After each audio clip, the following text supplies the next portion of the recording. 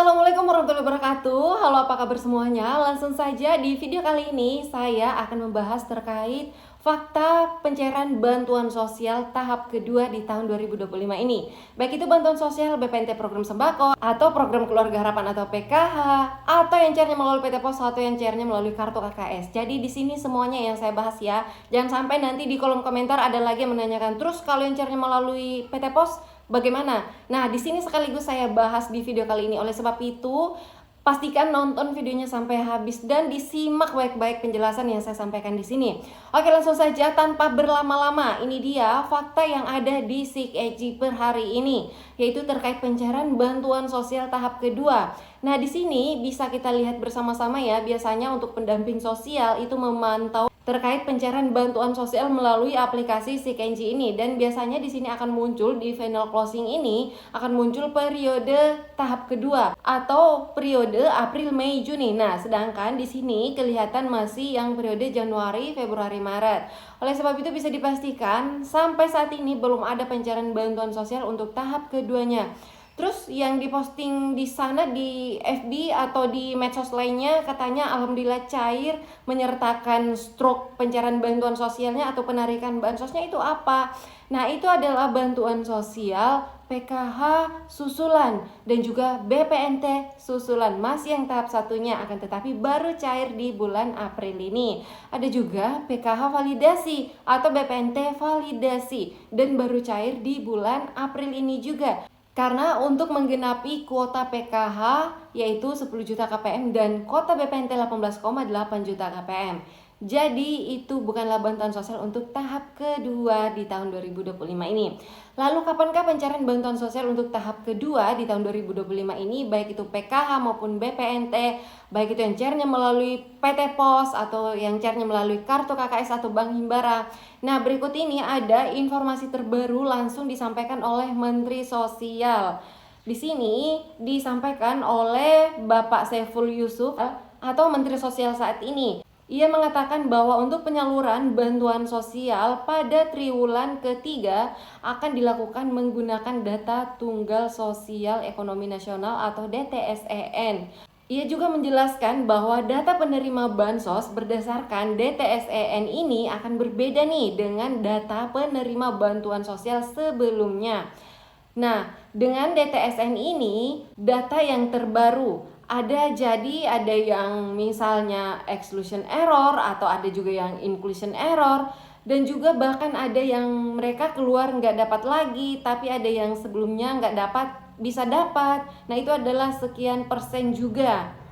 Nah, saat ini juga masih tengah dimatangkan untuk data penerima bansos ini untuk disalurkan pada triwulan kedua nanti atau untuk tahap keduanya. Dan juga nanti pada saat pencairan bantuan sosial tahap keduanya, Menteri Sosial akan terus berkoordinasi dengan Badan Pusat Statistik atau BPS untuk memastikan penerima bantuan sosial ini masuk kategori keluarga miskin atau miskin ekstrim. Nah, itu dua kategori ini yang akan diprioritaskan pada pencairan bantuan sosial ke depannya dengan menggunakan dasar data DTSEN atau data Tunggal Sosial Ekonomi Nasional.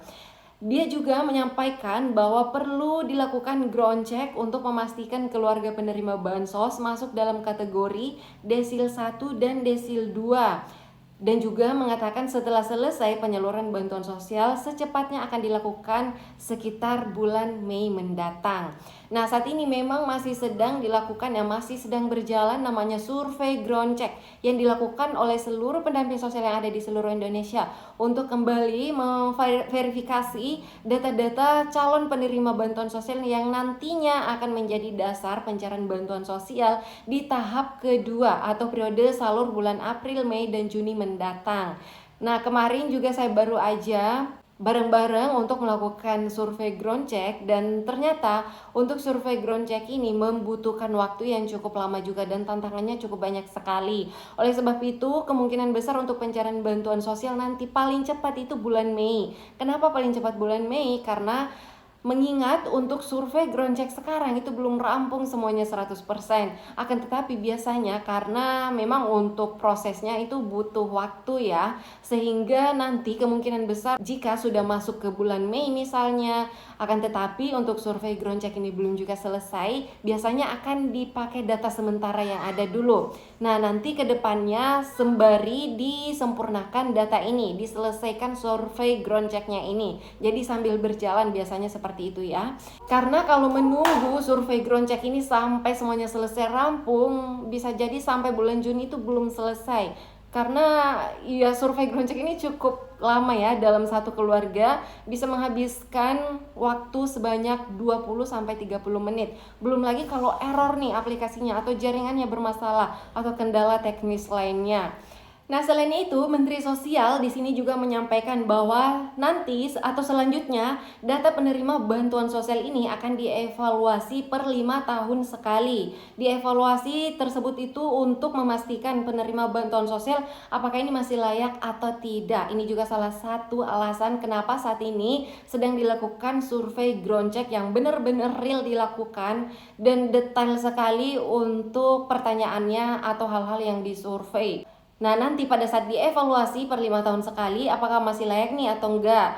Jangan sampai menerima bantuan sosial sampai 15 tahun lamanya, atau bahkan ada yang sampai 20 tahun lamanya menerima bantuan sosial. Nah, akan tetapi ada beberapa kategori yang masih dimaklumi. Contoh misalnya lansia atau penyandang disabilitas masih menerima bantuan sosial belasan tahun. Karena wajar ya, karena kenapa? Namanya juga lansia ya, atau disabilitas misalnya. Beda kalau yang keluarganya masih produktif, misalnya komponen anak sekolah normal, anggota keluarganya, tapi menerima bantuan sosial sampai puluhan tahun. Ini yang akan dievaluasi terus-menerus per 5 tahun sekali. Nah, di sini juga wacananya ke depannya nanti apabila ada yang ditemukan seperti ini, usianya masih produktif tapi menerima bantuan sosial sudah bertahun-tahun, akan tetapi masih tetap menerima bantuan sosial, maka nanti wacananya akan dialihkan ke program pemberdayaan seperti misalnya bantuan modal atau bantuan pelatihan-pelatihan untuk memanajemen usaha, atau kalau mereka ingin kerja ikut pelatihan pendidikan pelatihan kerja di Kementerian Tenaga Kerja atau di kementerian-kementerian lain.